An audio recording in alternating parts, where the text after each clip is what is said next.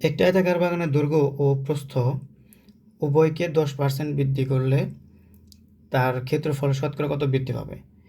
এই টাইপের অঙ্ক করার সময় দেখতে হবে যে কত পার্সেন্ট বৃদ্ধি পেয়েছে। তো বৃদ্ধি পেয়েছে 10%। তো দৈর্ঘ্য এবং প্রস্থ উভয় বৃদ্ধি পেয়েছে।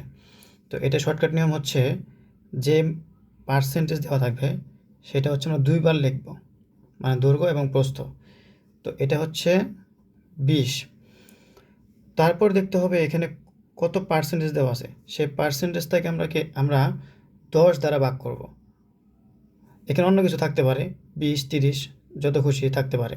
তো এই 10 দ্বারা ভাগ করার পরে যে মানটা থাকবে, যেমন 10 দ্বারা ভাগ করলে এটা 1।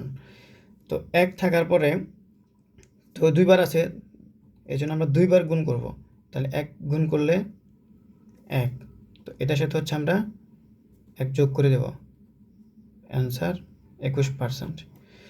তো তাহলে বিষয়টা দাঁড়াচ্ছে, যে মান দেওয়া থাকবে সেটা আমরা 2 বার লিখব, মানে প্রথমে যে মান দেওয়া সেটা হচ্ছে যোগ আকারে লিখব, এবং পরের কাজ হচ্ছে যে পার্সেন্টেজ দেবো সেটা হচ্ছে আমরা 10 দ্বারা ভাগ করার পরে যেটা হবে সেটা আমরা 2 বার করে গুণ করে দেব।